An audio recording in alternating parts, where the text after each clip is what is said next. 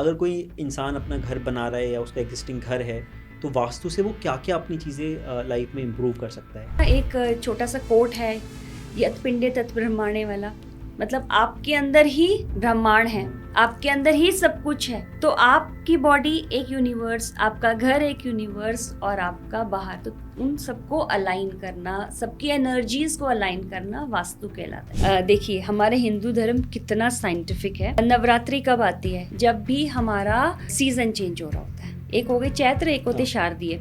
शारदीय नवरात्रि कब आते हैं? जब हम गर्मी से सर्दी में जा रहे हैं। सिमिलरली जब हम सर्दी से गर्मी की तरफ जाते हैं तब एक नवरात्रि आती है। 9 डेज फास्टिंग करने को बोला। अब वो 9 डेज फास्टिंग का मतलब क्या है कि हम अपनी बॉडी को तैयार कर रहे हैं चेंजेस के लिए। एक मैम, जो बड़ा इंपॉर्टेंट इवेंट अभी चल रहा है जिस टाइम हम बात कर रहे हैं, वो महाकुंभ है। तो आप थोड़ी सी महाकुंभ के सिग्निफिकेंस के बारे में बताएंगे कि ये वाला जो महाकुंभ है वो क्यों इम्पोर्टेंट है? 3 साल में नॉर्मल कुंभ होता है, 6 साल में अर्ध कुंभ लगता है और 12 साल में लगता है पूर्ण कुंभ।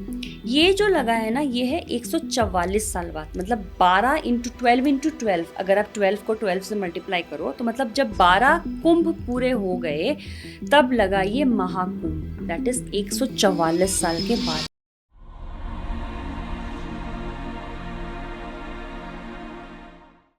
Hello ma'am, welcome to the channel. नमस्ते। काफ़ी इंटरेस्टिंग कॉन्वर्सेशन होगा आज का। हम काफ़ी सारी चीज़ें आपसे जानना चाहेंगे। आपका काफ़ी लंबा एक्सपीरियंस है वास्तु को लेके, हॉरोस्कोप को लेके, अलग अलग हीलिंग, रेकी हीलिंग और डिफरेंट काइंड ऑफ एस्पेक्ट्स, जो कि आई थिंक एक सप्लीमेंट्री पुश देता है इंसान को अपने करियर के लिए, अपनी फैमिलीज़ के लिए, पीसफुल लाइफ के लिए। तो thanks a lot for coming. Thank you so much for inviting me and giving my insights to you. And I have been very grateful to you कि आपके भी मुझे इतने insights मिले। I think it's a mutual learning. Thanks a lot ma'am. तो ma'am, पहले I think हम वहीं से स्टार्ट करते हैं। आजकल काफ़ी लोग अपना वास्तु पे फोकस करते हैं और ये भी देखा गया है कि हमारा हिस्टोरिकल जो टेम्पल्स भी हैं, काफ़ी वास्तु को ध्यान में रख के बनाया जाता था। अगर हम वास्तु को ये ना माने कि एक लॉस्ट आर्ट है, कहीं न कहीं एक साइंस का भी एस्पेक्ट है उसमें। तो अगर कोई इंसान अपना घर बना रहा है या उसका एग्जिस्टिंग घर है, तो वास्तु से वो क्या-क्या अपनी चीज़ें लाइफ में इम्प्रूव कर सकता है? देखिए, ऐसा है ना, सबसे पहले तो वास्तु का मतलब क्या है? वास्तु का मतलब होता है वास। वास वर्ड से बना है ना, वास मतलब रहना।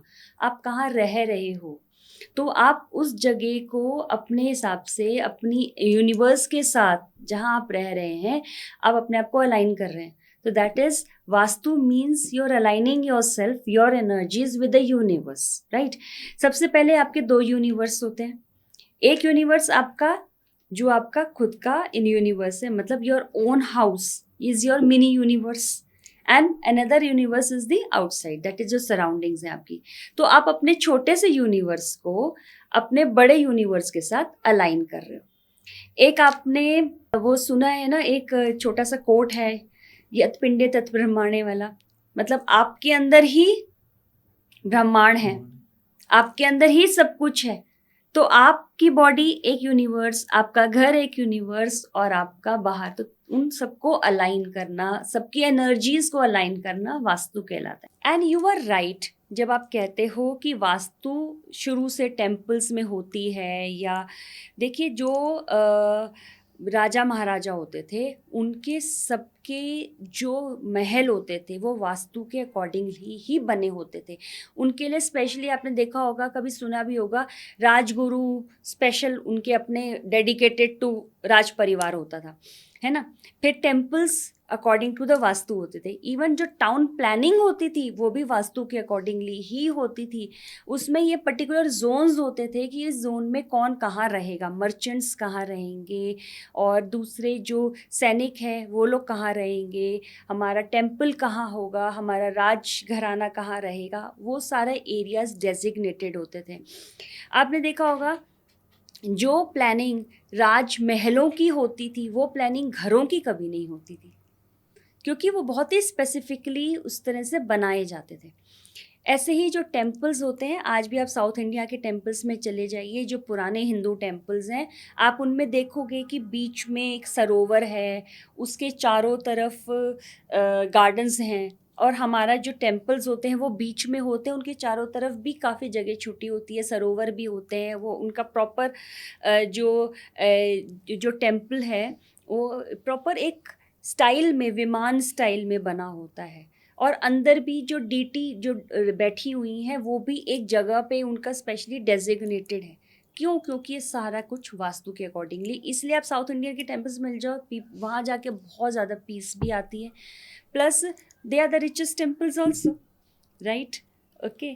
फिर अगर हम अब घर की बात करते हैं, वही चीज़ सी पहले बीच में ये जो हमारे वास्तु एंड ऑल दैट थोड़ा सा भूल गए थे लोग, बिकॉज हम लोग काफ़ी चीज़ें वेस्टर्न की तरफ हम लोगों का काफ़ी रुझान हो गया था, हम उस तरफ मुड़ गए थे, हम ये अपनी ट्रेडिशनल चीज़ें भूल गए थे। बट थैंक्स कि आज ग्रेटफुल हैं कि दोबारा ये चीज़ें लौट करके आ रही हैं। बहुत सारे गुरुओं ने, बहुत सारे विद्वानों ने इन चीज़ों को वापस हमारी सोसाइटी में जोड़ा है, तो आज लोग थोड़े सजग हो गए हैं। वास्तु हमें अपने घरों में, अपने ऑफिसेज में, जहाँ हम काम कर रहे हैं, बहुत इम्पॉर्टेंट है, करा लेना चाहिए। वास्तु से, जैसे मैंने पहले कहा कि हमारी एनर्जीज हम अलाइन करते हैं, ठीक है? तो हमें क्या चाहिए, हम क्या चाह रहे हैं, हमें लाइफ में क्या नीड है, उसके अकॉर्डिंगली अगर हम अपना घर बनाएं, हम उस घर में अपनी अपनी वो सामान रखें, हम उसके अकॉर्डिंगली अपने आप को अलाइन करें, तो जो बाहर के एलिमेंट्स हैं और हमारे घर के एलिमेंट्स अगर अलाइन होंगे, एक ही डायरेक्शन में चलेंगे, तो हमें फ़ायदा होगा। आप सोचिए कि मैं अंदर से तो मेरी हवा ऐसे बह रही है और बाहर से ऐसे बह रही है, तो फिर क्लैश तो होगा ही ना। कुछ भी समझ लीजिए कि मैं कुछ चाह रही हूँ और बाहर कुछ और हो रहा है, तो क्लैशिंग तो होगी ना। हमें एक ही डायरेक्शन में हम चलेंगे तो जैसे कहते हैं ना कि हवा की डायरेक्शन में चलना चाहिए, पानी के अगेंस्ट नहीं जाना चाहिए। दैट्स ये सिर्फ एग्जाम्पल्स में आपको मुहावरे बता रही हूँ। तो जो 5 एलिमेंट्स हैं, जो हमारे को 5 एलिमेंट्स बताए गए हैं, भगवान कहते हैं ना, वो भगवान एक्चुअली में क्या है? भगवान इज़ 5 एलिमेंट्स, अदरवाइज वो तो प्रभु होते हैं, ठीक है? तो भगवान मतलब 5 एलिमेंट्स। भ से भूगोल आ गया, आपकी भूमि आ गई, आपका धरती आ गई, ग से आपका गगन आ गया, व से वायु आ गई, अ से आकाश आ गया, न से नीर मतलब पानी। तो भगवान मतलब 5 एलिमेंट्स। 5 एलिमेंट्स के अकॉर्डिंगली आप अपने को अपना सराउंडिंग्स बनाएंगे, क्योंकि आप भी 5 एलिमेंट्स से बने हुए, आप भी 5 तत्वों से बने हुए हो। बाहर के 5 तत्व, आपके 5 तत्व और आपके घर के 5 तत्व जब एक तरह से काम करेंगे, तो डेफिनेटली आपके घर के अंदर ऊर्जा बहुत पॉजिटिव बहेगी। आप जो चाहेंगे आप वो पा सकते हैं। आपके घर में पीस मेंटेन रहेगी, आपके बच्चे बहुत अच्छे सक्सेसफुल रहेंगे, पढ़ाई करेंगे, आपकी बात मानेंगे, आपकी फैमिली में पीस रहेगी। आप जो चाह रहे हैं, आपका जॉब, पढ़ाई, व्हाटएवर, वो हमेशा अच्छा से चलेगा। तो वास्तु बहुत इम्पॉर्टेंट है। तो मेरी सजेशन यही रहती है कि जब आप घर बना रहे हैं, तो घर बनाने से पहले या तो आप बिल्कुल नया बना रहे हो या आपने बना बनाया लिया है, तो एक बार वास्तु ज़रूर दिखा लेना चाहिए। अकॉर्डिंगली आपको उसमें आपको वास्तु को के अकॉर्डिंगली अपने घर को सेट करना चाहिए, सो दैट आपकी जो एस्पिरेशंस हैं वो पूरी हो ज़रूर। ठीक मैम, अगर ब्रॉडली देखा जाए, अगर हम थोड़े क्विक टिप्स वास्तु के देखें, कोई अगर मे बी सक्षम नहीं है फुल वास्तु कराने के लिए, या फिर अभी टाइम नहीं है, तो जैसे कुछ बोलते हैं कि घर का दरवाज़ा इस तरफ होना चाहिए, वॉशरूम इस तरफ होना चाहिए, खिड़कियाँ हो गया, मंदिर हो गया, क्या ऐसी मेन चीज़ें हैं जो एटलीस्ट नेगेटिविटी को थोड़ा कम करे घर में और पॉजिटिव वाइब्स लाए, जैसे आपने बोला थोड़ा पुश करे करियर को, पीस को, फैमिली को, इन सब चीज़ों को? एब्सोल्युटली। पहली बात तो मैं ये बताना चाहूँगी कि वास्तु में ज़रूरी नहीं है कि चीज़ों की तोड़ फोड़ हो, हम तोड़ फोड़ के बगैर भी वास्तु कर सकते हैं, ठीक है? एक तो ये पॉइंट हो गया। कुछ टिप्स मैं दे देती हूँ कि बैठे बैठे आप अपना देख लें कि भाई आपके घर में क्या क्या चीज़ ठीक ठाक है, आप अगर अभी बैठे बैठे कर सकते हैं। पहली बात तो ये कि एक बहुत इम्पॉर्टेंट चीज़ है जो हमें अवॉइड करनी चाहिए, नॉर्थ ईस्ट में वॉशरूम नहीं होना चाहिए। नॉर्थ ईस्ट में, अच्छा हम देखेंगे कैसे डायरेक्शंस, ठीक है, ये बहुत कन्फ्यूजन है कि हम डायरेक्शंस कैसे देंगे। कई लोग क्या करते हैं, अपने घर के बाहर के दरवाजे के बाहर खड़े होकर डायरेक्शंस चेक करते हैं। वो गलत तरीका है। डायरेक्शन हमेशा घर के अंदर, अपने घर के सेंटर में, जिसे हम ब्रह्म स्थान कहते हैं, वहाँ खड़े होकर के फिर अपना जो मेन गेट है वहाँ की डायरेक्शन आपको चेक करनी चाहिए। कैसे चेक करेंगे? अपना चाहे तो आप कंपास ले रहे हैं, अगर आजकल तो मोबाइल में सबके कंपास होती है, तो पहले मोबाइल को कैलिब्रेट कर लेना चाहिए। थोड़ा सा ऐसे आप घुमाएं 8 डायरेक्शन में, ऐसे करिए, जैसे इन्फिनिटी का डायरेक्शन होता है ना, ऐसे 2-3 बार कर लें तो वो कैलिब्रेट हो जाता है।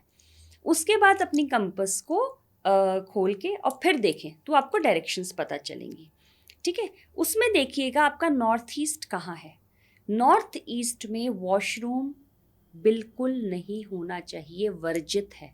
अगर आपके घर में नॉर्थ ईस्ट के अंदर वॉशरूम है, वॉशरूम से मेरा मतलब स्नान घर नहीं है, कमोड, राइट, जहाँ वेस्ट डिस्पोजल होता है, वो नहीं होना चाहिए। इसका मतलब है नॉर्थ ईस्ट में देखिए वास्तु पुरुष का सर आता है यहाँ पे, ठीक है।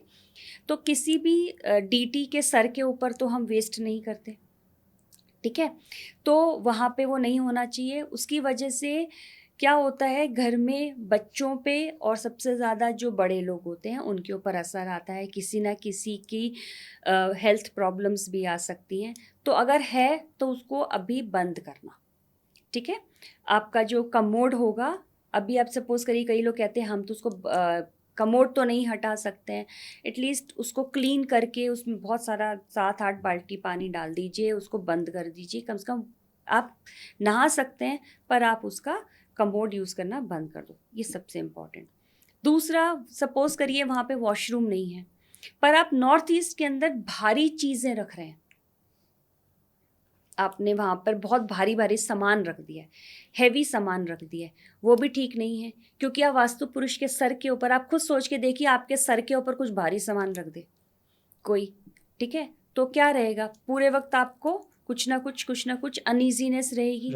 और ये अनईजीनेस कहाँ ट्रांसफ़र होगी? आप जो मेन हेड है घर का, मेन अर्निंग मेंबर, या फिर जो आपके घर के बुजुर्ग हैं, तो कुछ ना कुछ अनईजीनेस, सर में दर्द, यहाँ तक भी देखा गया है कि कैंसर, ट्यूमर, ये सब भी हो सकता है, डिप्रेशन, मेंटल डिप्रेशंस, ये सब हो सकते हैं। नॉर्थ ईस्ट में भारी सामान भी नहीं है, चलो, लेकिन वहाँ पे क्लटर भी नहीं होना चाहिए कि कूड़ा ला के रख दिया।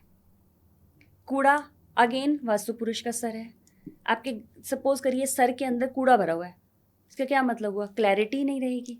सबसे ज़्यादा ये असर करेगा बच्चों पे। अच्छा। घर के बच्चों के माइंड में क्लैरिटी नहीं होगी, उनकी पढ़ाई ठीक से नहीं होगी, कन्फ्यूजन्स होंगे, वो दिमाग उनका पढ़ाई में कभी नहीं लगेगा, और उल जुलूल सारी हरकतें जो हैं वो बच्चे करेंगे और फालतू की चीज़ें सोचेंगे जो हम नहीं चाहते कि वो सोचें, ठीक है। तो ये चीज़ ध्यान रखना। ये हो गया पहला टिप। दूसरा टिप ये है कि आप जब सोते हैं तो एक तो ये ध्यान रखिए कि आपका जो सर है वो कहाँ है। नॉर्थ में नहीं होना चाहिए, ओके, साउथ में होना चाहिए, ठीक है। नॉर्थ में अपना सर हम नहीं रखते बिकॉज ये मैग्नेटिक, उससे भी देखिए नॉर्थ साउथ में जो मैग्नेटिक वाइब्रेशंस जाती हैं तो उसके अकॉर्डिंग को हमारा वास्तु ना बहुत साइंटिफिक होता है। It's actually a science, tradition तो है ही है, पर हमारे तो हिंदू रिलीजन ही अपने आप में एक बहुत बड़ा साइंस है। वेद उठा लीजिए, पुराण उठा लीजिए, सब साइंस ही है। बेसिकली हमारा हिंदू रिलीजन साइंस के ऊपर ही बेस्ड है। एक आपको बाद में एक एग्जाम्पल दूंगी, बाद में थोड़ा वास्तु के बारे में बताती हूँ, उसके बाद ठीक है। बहुत उससे आपको पता चलेगा हमारा हिंदू रिलीजन कितना ज़्यादा पहुँचा और कितना ज़्यादा साइंटिफिक है। तो ये मैग्नेटिक उसमें है कि हमारा जो सर है वो कभी नॉर्थ में नहीं होना चाहिए। दूसरा, जो भी हम सोते हैं हमारे सर के ऊपर बीम नहीं होनी चाहिए। ओके। बीम होने से भी एनर्जीज रुकती हैं और सर पे भारीपन रहता है, स्पेशली जो हेड ऑफ द फैमिली है, जो ब्रेड विनर है, उसके सर पे। नहीं तो उसके पूरे वक्त कुछ ना कुछ भारीपन उसके ऊपर रहेगा, कोई ना कोई परेशानी हमेशा उसके ऊपर रहेगी जो कभी जाएगी नहीं। ओके। मतलब वो कभी खाली नहीं हो पाएगा, कोई ना कोई परेशानी उसको हमेशा ग्रसित रखेगी ही रखेगी। आपका जो बेडरूम है, कपल्स बेडरूम, शीशा बेड के सामने नहीं होना चाहिए। अच्छा खुद बताइए, अगर शीशा बेड के सामने है, इसका मतलब कितने बेड हो गए? 2 हो गए, 2 बेड हो गए ना? और हमें कितने चाहिए? 1 2 बेड का मतलब? लड़ाई हो जाएगी। नहीं, 2 बेड का मतलब पार्टनर्स और हो गए ना, अच्छा, ठीक है? तो क्या होगा, 2 बेड का मतलब आप वो भी डबल बेड, ये भी डबल, 4 हो गए या नहीं हो गए? तो मतलब आपकी मैरिज के अंदर कोई तीसरे चौथे की आप इनवाइट कर रहे हो। ओके, आइए हमारे बेडरूम में आइए, वो तो आप नहीं चाहते ना। तो ये अगर बाई चांस की बात है कि शीशा है, अब नहीं उसको कुछ कर पा रहे हो, हटा नहीं पा रहे हो, कवर कर दो। तरीका तो हर चीज़ का है, राइट, आप उसको कवर करके रखिए ताकि पूरे वक्त आपका बेड वहाँ पे उसमें ना दिखे। ठीक, बेडरूम में रेड कलर अवॉइड करना चाहिए। रेड कलर किस चीज़ का है? एग्रेशन का है, झगड़ा होगा। बेडरूम के अंदर भगवान की मूर्तियाँ, भगवान की पिक्चर्स, ये नहीं होनी चाहिए। अच्छा, अब देखिए, आप बेडरूम के अंदर, कपल का बेडरूम है, ठीक है, कपल के बेडरूम में बहुत कुछ होता है, और भगवान और कपल, अब भगवान के सामने तो ये सब नहीं करते हो ना, ठीक है? तो इसलिए जो भगवान की पिक्चर्स हैं, कई लोग क्या करते हैं, बेडरूम के अंदर पूजा घर बना लेते हैं, छोटी सी एक कॉर्नर के अंदर पूजा कर रहे होते हैं। तो कोशिश ये करनी चाहिए कि वो नहीं हो, राइट?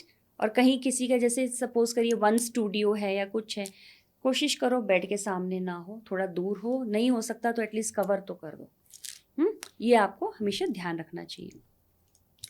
ऐसे ही अगर हमारे को ये कोशिश करनी चाहिए, शीशा, नॉर्मल मिरर साउथ में नहीं होना चाहिए। ओके, साउथ क्या है, देखिए मैं हमेशा जब भी कुछ बताती हूँ ना, मैं ये नहीं सोचती कि मैं क्यों बता रही हूँ, ये सारी चीज़ें क्यों किसी को पता चल रही हैं, सबको पता चलनी चाहिए। देखिए क्या होता है, south is the direction of Yam. हमने शीशा यम की डायरेक्शन में नहीं रखना, ठीक है? आपको सबको पता है कि यम की डायरेक्शन का मतलब क्या होता है, ठीक है? शीशा रखिए, नॉर्थ में रखिए, आप किसी भी जगह पे रखिए, पर हम साउथ में नहीं लगाते। इसलिए घड़ी भी हम साउथ में नहीं लगाते, हम यम की डायरेक्शन में, हमको घड़ी नहीं चाहिए, अच्छा, ठीक है? ओके, ये है। और सेकंड, जैसे कि आपने दरवाज़ा पूछा, कोशिश करो साउथ वेस्ट में दरवाज़ा ना हो। ओके, घर की एंट्री का। घर की एंट्री का साउथ वेस्ट डायरेक्शन में नहीं होना चाहिए। बाकी कुछ लोग कहते हैं साउथ में नहीं होना चाहिए, ऐसा कुछ भी नहीं है। According to the chart, according to the horoscope, कई लोगों को साउथ का दरवाज़ा बहुत सूट करता है। जैसे कुछ लॉयर्स होते हैं, कुछ सर्जन्स होते हैं, उनको साउथ की एंट्रेंस बहुत सूट करती है, कुछ लोगों को नहीं करती है। तो ये चार्ट से देखा जा सकता है। लेकिन south west is the direction for disposal, वो नहीं होना चाहिए। बस साउथ वेस्ट हम अवॉइड कर सकते हैं। ओके, ये आप देखिए, नहीं होना चाहिए। बाकी डिपेंड करता है बाइंग सीइंग द हाउस। अच्छा, एक और इम्पॉर्टेंट चीज़ है ब्रह्म स्थान, centre of the house. Centre of the house पे कोई चीज़ भारी नहीं होनी चाहिए, बिकॉज वो एनर्जी सेंटर है, बस एनर्जी निकल के पूरे घर में ट्रैवल करती है, ओके, ठीक है? तो that particular area it has to be avoided, कि हम वहाँ पे कोई चीज़ भारी नहीं हो, ठीक है? आपने देखा होगा जो भी राजा महाराजा होते थे, उनका सेंटर जो है ना, वो हमेशा खाली रखते थे। उसके चारों तरफ घर बनाते थे, पर वो सेंटर खाली रखते थे। वो इसीलिए क्योंकि वो सेंटर में चाहते थे कि एनर्जी उनकी पूरी तरफ ट्रैवल करे। इनफैक्ट साउथ के काफ़ी घर भी हमने देखे हैं जो कि हमें डिज़ाइन आजकल अच्छा लगता है।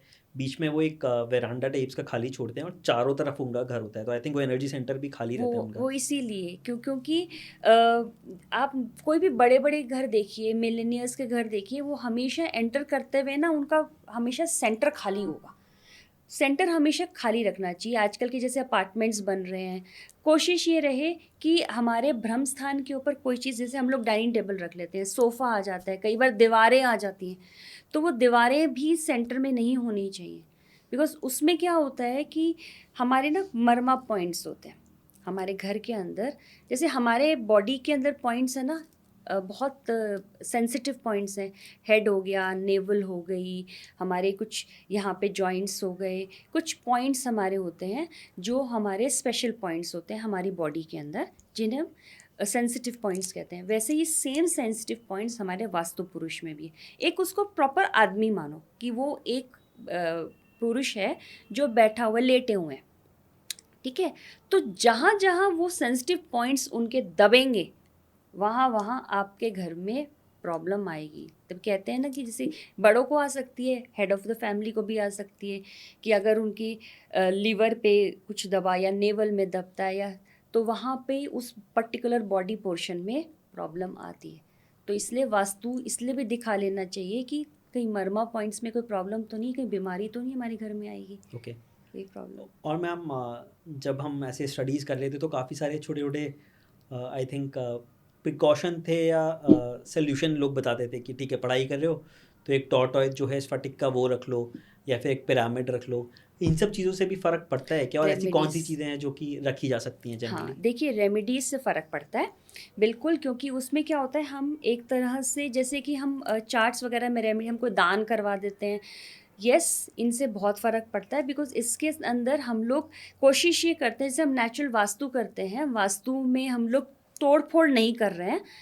तो जहाँ पे कोई चीज़ हमें लग रही है कि वो ठीक नहीं है तो with the help of some remedies हम उसको अलाइन करते हैं। यस, जैसे टॉर्टोइज हम लोग रखते हैं स्फटिक का, वो हम सेंटर में रख सकते हैं, ठीक है। अब जैसे हम लोग कई बार कहते हैं साउथ ईस्ट में अगर हम रेड कलर का बल्ब जलाते हैं तो उसमें साउथ ईस्ट को हम थोड़ा हाईलाइट करते हैं, उससे मनी एनर्जी अच्छा आता है हमारे पास, राइट। एक रेमेडी मैं जनरली सबको दे देती हूँ कि कई लोगों के चार्ट में गज केसरी योग होता है, कई लोगों के गज केसरी योग नहीं होता।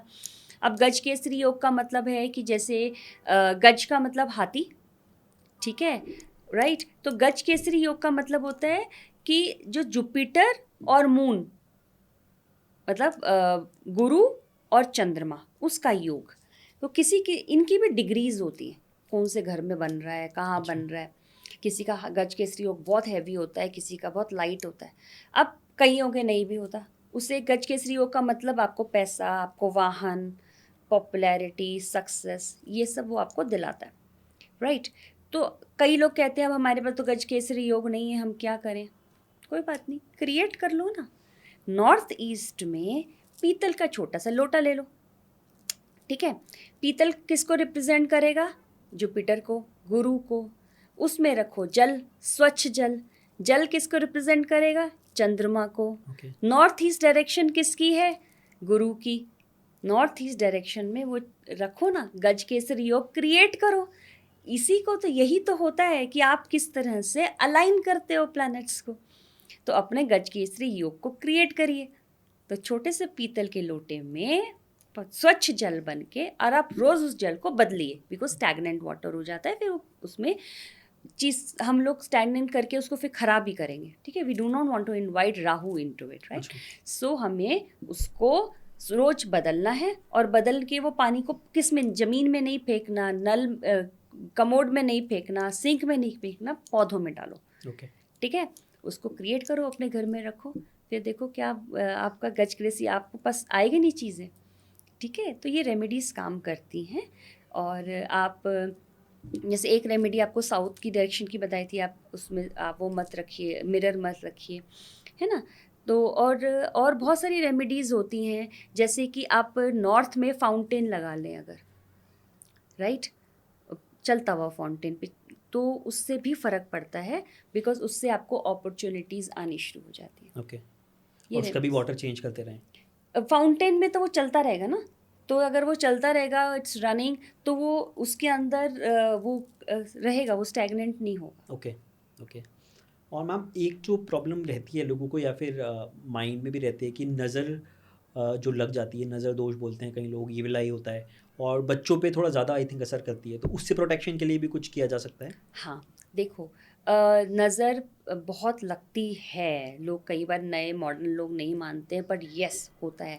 कई बार आपने सोचा होगा, सुना भी होगा, कई लोग जो नहीं मानते हैं, नज़र लगती है। कई लोग मॉडर्न लोग नहीं मानते हैं पर अब मानेंगे। जैसे सपोज़ करो वो ये कहते हैं ना कि मैंने तो ये काम कहा, मेरा ये काम ही नहीं हुआ, मैं क्योंकि उन्होंने किसी को बताया और वो काम स्टार्ट ही नहीं हुआ, ठीक है। तो नज़र लगी, नज़र लगती है, बहुत लगती है। किसी का ये कहना, अरे वाह, ये भी तो नज़र लगा देता है, हाय तू तो बड़ा अच्छा काम कर रहा है, ये भी नज़र लगा देता है। तो नज़र तो है, ठीक है। और ईवल आई होती है बिकॉज नेगेटिव, देखो दोनों तरीके की एनर्जीज है, पॉजिटिव एनर्जीज भी है, नेगेटिव एनर्जीज भी हैं। कौन किस इंटेंशन से आपको देख रहा है, कौन किस इंटेंशन से आपको सुन रहा है, इन्हें वो छोटी सी चीज़ भी नज़र लगा जाती है। दैट इज़ नज़र। नज़र को हम लोग कंट्रोल कैसे कर सकते हैं? सबसे पहले तो घर से चलते हैं। घर में रोज़ अगर आप नमक का पोछा लगवाते हो, सेंधा नमक का, वो आप ज़रूर लगाइए। मैंने अभी थोड़े दिन पहले किसी को सुन रही थी तो वो कह रहे थे कि नमक का पोछा नहीं लगवाना चाहिए एंड ऑल दैट। ऐसा कुछ नहीं है, नमक का पोछा आप ज़रूर लगवाइए अपने उसमें। क्यों? क्योंकि नमक जो है वो सारी नेगेटिविटी को ले लेता है, एब्जॉर्ब कर लेता है। बहुत ज़्यादा नमक नहीं डालना, ये नहीं कि आपने 1 किलो नमक डाल दिया, आप 1 चम्मच नमक डालें काफ़ी है, उससे आपकी नेगेटिविटी घर की निकलती है, ठीक है। कोशिश करिए लोगों के घरों, बाहर के जूते चप्पल आपके घर के अंदर ना आए, बाहर ही रहें, ठीक है। ये दूसरी चीज़ हो गई। कोशिश ये करिएगा कि घर के अंदर जितना कपूर जला सकते हैं, हफ्ते में 1 बार तो जला ही सकते हैं, वो आप जला सकते हैं, आप वो जलाइए, ठीक है। अपने घर के बाहर बहुत ही बढ़िया उपाय है, बहुत ज़बरदस्त, लाल कपड़े में बांध के फिटकरी ले लो, अपने घर के बाहर लटका लो, 1 हफ्ते के बाद उसको चेंज कर दो। सारा जो भी उसके नीचे से निकलता है ना, नेगेटिविटी सारी अब्जॉर्ब कर लेती है, ओके। ठीक है। बहुत ही अच्छा उपाय है नज़र दोष का ये।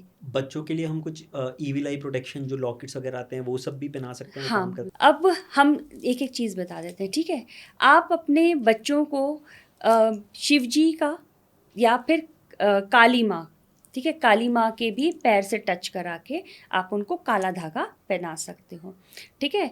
आपने उनके हाथ में ये है, ये आप कर सकते हैं।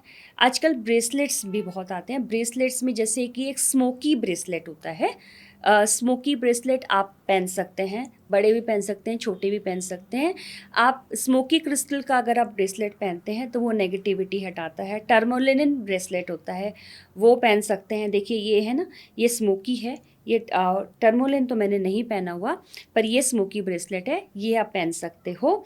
आप चाहें तो जो ये आपका जो क्रिस्टल क्वार्ट्ज होता है जिसे मास्टर क्रिस्टल कहते हैं, आप ये भी पहन सकते हैं, अपने बच्चों को भी पहना सकते हैं। इनसे भी बहुत ज़्यादा इविल आई जो है वार्ड ऑफ होती है। एक आती है सेज। सेज की एक तो बंडल्स भी आते हैं, हर्ब होती है, और उसके पत्ते भी आते हैं। आप चाहें तो बंडल्स ले लीजिए, आप चाहें तो पत्ते ले लीजिए। उनको आप मिट्टी के बर्तन के अंदर अगर आप जला के पूरे घर में आप उनको घुमाते हैं। कैसे घुमाना चाहिए? Anti clockwise, okay. ठीक है। आप कमरे में गए, आपने एंटी क्लॉकवाइज, आपने हर कमरे में जा कर के उसको आपने घुमाया, और फिर जो बच जाता है उसको कपूर डाल के जलाएंगे, बहुत अच्छे से जल जाएगा वो। और उसको आप अपने जाके बाहर, घर के बाहर बैल्कनी में आप रख दीजिए, उससे भी नज़र बहुत अच्छे से निकलती है घर की। और अपनी अगर हमने नज़र देखनी है, जैसे कि हम हर सैटरडे के सैटरडे या तो वो मस्टर्ड ऑयल वाला भी उपाय कर सकते हैं कि आपने एक कॉटन विक लिया, उसमें मस्टर्ड ऑयल लगाया और 7 टाइम्स हम लोग अपने एंटी क्लॉकवाइज उतारा और देन उसको जलाने के लिए रख दिया। आप देखेंगे नज़र उतरते हुए, उसमें जो लॉ में से जब नज़र उतरती है, हमें लगता है कि यस, अगर नहीं लगी होगी ना तो नहीं उतरेगी। लेकिन आप ये बच्चों पे तो बहुत कारगर है, हर सैटरडे के सैटरडे शाम को ज़रूर करें। एक ये करिए, और सैटरडे के सैटरडे ही राई जो होती है ना, उसको भी हम अपने ऊपर 7 टाइम्स एंटी क्लॉकवाइज करके और बाहर ले जाके अपने घर से दूर फेंक दीजिए। आप देखेंगे बच्चों की नज़र उतरेगी। अपने आप भी कोई अपनी नज़र उतारना हो तो वो भी कर सकता है इंसान। देखिए आजकल लोगों को कम ही लोग मिल पाते हैं, क्योंकि हम सिंगल रह भी रहे होते हैं। अपनी उतारिए, क्या हो गया, भगवान का नाम लीजिए, उतारिए नज़र। अब किसी को लगी हुई है तो वो किसी के पास थोड़ी जाएगा। उतारो अपनी नज़र। हमें अब कहते हैं ना, God help those who help themselves. अपनी नज़र भी उतार सकते हैं, क्यों नहीं उतार सकते? ये थोड़ी ना कि कोई दूसरा ही उतारेगा हमारी नज़र, हम भी उतार सकते हैं अपनी। तो और मैम किसी किसी को ये डाउट होता है कि भाई कोई कहीं कुछ पैर पड़ गया या ब्लैक मैजिक हो गया, ये सब हो गया, इसकी भी कोई जनरल प्रोटेक्शन होती है कि जैसे कोई बोलते हैं कि अगर तुम रुद्राक्ष माला पहन के रखो तो जनरली जो नेगेटिव एनर्जीज होती हैं वो तुम्हें कम इम्पैक्ट करती हैं, ऐसे भी कुछ जनरल? रुद्राक्ष की माला यस हेल्प करती है हमारे को, बिकॉज रुद्राक्ष जो है वो तो भगवान शिव के ही हमारे आशीर्वाद हैं। यस, ये हेल्प करता है, पर ये देख लीजिए कि आपको कौन सी रुद्राक्ष की माला सूट करेगी। बिकॉज वैसे पंचमुखी जो होती है जो वो तो यूनिवर्सल है, वो तो कोई भी पहन सकता है। पर अकॉर्डिंग टू यू आपको क्या चाहिए, एक मुखी चाहिए, दो मुखी चाहिए, उसके अकॉर्डिंगली भी आप रुद्राक्ष पहन सकते हो। रुद्राक्ष आपको हेल्प करेगा। आपको अगर नेगेटिविटी के लिए अगर आपने पहननी है तो आप स्फटिक की जो माला होती है वो that is again crystal quartz, वो आप डाल सकते हैं। वो आपको हेल्प करती है। ब्लैक मैजिक के लिए देखो, पहली बात तो आँख नाक कान खोल के चलो, सबसे पहले तो ये है, क्योंकि अपना ध्यान तो खुद ही रखना पड़ता है ना। अब ये नहीं कि मैंने ये माला पहन रखी है मैं कहीं भी चली जाऊँ और मेरे पर कोई ये ऐसा नहीं है। ऐसा होता है कि आप अपने नाक कान आँख खोल के अलर्ट रह के चलिए। अगर आपको कहीं ऐसा लगता है कि कहीं कुछ चीज़ ऐसी पड़ी हुई है और नींबू पड़े हुए हैं, नींबू के ऊपर रेड कलर की रोली लगी पड़ी है, या कुछ और बहुत सारे सामान चीज़ें जो हैं वो रखी बाहर पड़ी रहती हैं कहीं पे, चौराहे पे पैर मत रखिए, ठीक है। कई बार लोग अपने दिए जला के चले जाते हैं, कुछ सामान वहाँ पे, अब जैसे होली आने वाली है, होली के टाइम पे ये चीज़ें बहुत होती हैं, होली दिवाली के टाइम पे, तो होली पे बहुत ध्यान रखने की ज़रूरत होती है। तो ये सारी चीज़ें देखिएगा कि इन पे पैर ना पड़े, आप इनके साइड से निकल जाएं, राइट। कई बार लोग आटे के पेड़े छोड़ जाते हैं, ठीक है, और घर के बाहर ही कुछ अंडे पड़े होंगे या कुछ पड़ा होगा, ये सब आप ध्यान रखिए। अगर आपको ऐसा लगता है कि कोई चीज़ आपके सामने बाहर पड़ी है तो झाड़ू लेके उसको समेटा और घर से बाहर फेंक दिया। तब आप वहम मत करो कुछ ज़्यादा, क्योंकि आप वैसे भी उसको टच तो नहीं कर रहे हो ना, लिया झाड़ू से समेटा और बाहर फेंक दिया, आपने बाहर फेंका है, घर में मत लाइए किसी चीज़ को। तो ये ध्यान रखिएगा कि और बहुत ध्यान रखना पड़ता है कि अपने जो कपड़े पहनने वाले कपड़े होते हैं, स्पेशली अपने अंडरगारमेंट्स, उनका ध्यान रखने की बहुत ज़रूरत पड़ती है। बिकॉज़ वो क्योंकि ऐसी चीज़ है जो आपकी एनर्जीज़ के साथ सबसे ज़्यादा जुड़ी हुई है। तो इन चीज़ों को आप संभाल के रखिए, काउंट करके रखिए ना आपके पास कितने हैं। इतना भी नहीं कि आपकी चीज़ें इधर-उधर हो रही हैं, आपको मालूम ही नहीं चल रहा। तो वो ध्यान रखने की बहुत ज़रूरत होती है। तो बाकी ये जो चीज़ें मैंने बोली हैं आप ये पहनिए और भगवान का ध्यान रखिए, शिव जी का आप ध्यान रखिए और ध्यान करिए और उनकी पूजा करिए। शिव जी की पूजा करेंगे, उनका जल माथे पे लगाइए, कुछ नहीं होने वाला आपको। थोड़ी मैम क्वेरीज हमारी ऑडियंस की भी थी। हमने एक पोल किया था, उसमें किसी ने पूछा कि उनको ये प्रॉब्लम आती है कि जब वो कोई काम करना स्टार्ट करते हैं तो इनिशियली अच्छा होता है, बट एंड रिज़ल्ट वो ठीक से नहीं आता है, कि या तो वो खुद ही थोड़ा उनके अंदर एंथुजियाज्म कम हो जाता है या फिर रिजल्ट्स नहीं आते। तो कुछ ऐसा स्पेसिफिक चीज़ है जिस पे वो ध्यान रख सकें? देखो, सबसे पहले तो ये होता है, ये चीज़ मैं कह सकती हूँ कि अगर स्टार्टर तो बहुत अच्छे हुए, पर वो एंड नहीं अच्छा कर पाए, इसका मतलब कहीं न कहीं एक वही चीज़ जो मैंने आपको बोली थी कि बता देते हैं कई बार लोग, तो वहीं पे अटक वहाँ पे तो एक वो आ जाती है, हर्डल क्रिएट हो गई, इसका काम तो बहुत अच्छा चल रहा है भई, ठीक है। ज़्यादा इतना बताने की ज़रूरत नहीं होती है लोगों को, सिर्फ बताओ कि हाँ, ठीक चल रहा है, ओके। बहुत ज़्यादा डिटेल्स लोगों को बताने की ज़रूरत ही नहीं है, सबसे पहले तो। दूसरा, जहाँ पे बैठ के आप काम कर रहे हैं, उन एनर्जीज़ को वहाँ पे वहाँ ना का पता चले वहाँ पे क्लटर बना हुआ है। चीज़ें अगर देखिए, जहाँ बैठ के आप काम कर रहे हैं वहीं पे क्लटर है, तो फिर चीज़ों में तो क्लटर आएगा ही ना। चीज़ों जो आप कर रहे हो वहाँ पे भी इसका मतलब है कि कन्फ्यूजन्स क्रिएट हो रहे हैं। तो जहाँ आप बैठे हुए हैं, जहाँ आपका ऑफिस स्पेस है, वो साफ़ सुथरा होना चाहिए, क्लीन होना चाहिए, क्लटर फ्री होना चाहिए। जब आप ऑफिस में घुसते हैं या काम करने घुसते हैं या आप वर्क फ्रॉम होम ही कर रहे हैं, आपका ऑफिस क्या है, आपका लैपटॉप, तो कम से कम उसको सबसे पहले उसके साथ अपना ना आपको कनेक्शन बनाना बहुत ज़रूरी है। किसी के साथ भी, आपका कोई दोस्त भी होगा, आपके लिए काम तो वो कभी तभी करके देगा ना जब आप उसके अंदर अच्छा कनेक्शन होगा। कनेक्शन बनाओ। अब कनेक्शन कैसे बनाएंगे? आप जब ऑफिस में घुस रहे हैं तो एटलीस्ट ऑफिस को, आपको किसी भी चीज़ को ग्रैटिट्यूड देना बहुत ज़रूरी है। अब मंदिर में घुसते हो, क्या करते हो आप? ऐसे करते हो ना। तो ऑफिस में क्यों नहीं कर सकते? ऑफिस आपकी कार्यस्थल है, आपके लिए पवित्र स्थल है, वहीं से आपको लाइवलीहुड आने वाला है। तो अगर आप ऑफिस में, जब आपका खुद का ऑफिस है, आप घुस रहे हैं, तो एक बार अगर आप उसको, उसकी एनर्जीज़ को, क्योंकि हर जगह के देवता होते हैं, हर जगह का देवता है, उन देवताओं को अगर आप नमस्कार करके अंदर घुसते हो, वो भी खुश होंगे ना, आपका काम करके देंगे। लैपटॉप है, वो जो एक लैपटॉप आपका काम, आपका ऑफिस हो गया, उस लैपटॉप को खोल कर भी कम से कम एक प्रेयर अपनी तरफ से कि जो मैं काम करने जा रहा हूँ अच्छा हो, कोई निर्विघ्न हो, वो आप ज़रूर करें।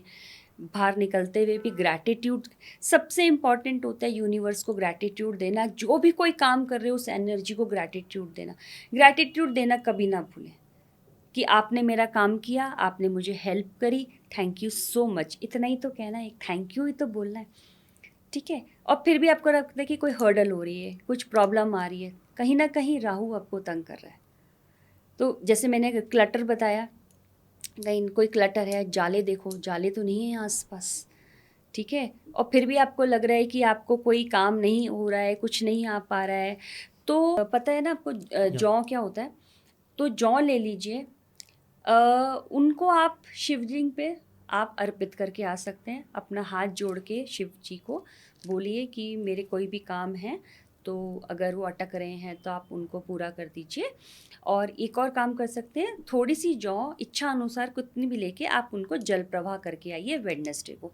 वेडनेसडे को जल प्रवाह करिए, कम से कम 4 वेडनेसडे आपने जल प्रवाह करना है जौ को। फिर देखिए कोई भी काम जो अटक रहा है ना, वो आपका चलने पड़ेगा ओके। और आपकी जो एंडिंग है वो बहुत अच्छी होगी। Again and again I am telling you, gratitude देना कभी मत भूलिए। जो एनर्जीज आपके लिए काम कर रही हैं, आपको हेल्प कर रही हैं, आपको उनको ग्रैटिट्यूड देना ही देना है, आपको उनको थैंक्स बोलना ही है। तो वो डबल एंथुसियाज्म में आपके साथ काम करेंगी, आपको हर जगह हेल्प करने की कोशिश करेंगी। एक मैम यूज़र का क्वेश्चन है कि क्या मैं कोई ऐसी अंगूठी या कोई ऐसे ब्रेसलेट पहन सकता हूँ जिससे कि मनी को अट्रैक्ट किया जा सके? एक आपने बहुत अच्छा बताया कि एक रेड बल्ब हम जला सकते हैं साउथ नॉर्थ में, ईस्ट में, साउथ ईस्ट में। साउथ ईस्ट तो में। ऐसा कुछ और भी किया जा सकता है? हाँ, देखो ना, एक होता है ब्रेसलेट पायराइट का। ओके। पायरेट होता है, नेचुरल पायरेट। देखिए ये वाला जो ब्रेसलेट आप देख रहे हैं यहाँ पे, हाँ जी। This is pirate, right. Okay. So natural pirate होता है, एक होता है गोल्डन पायरेट। आप इन दोनों में से कोई भी आप पहन सकते हैं ब्रेसलेट।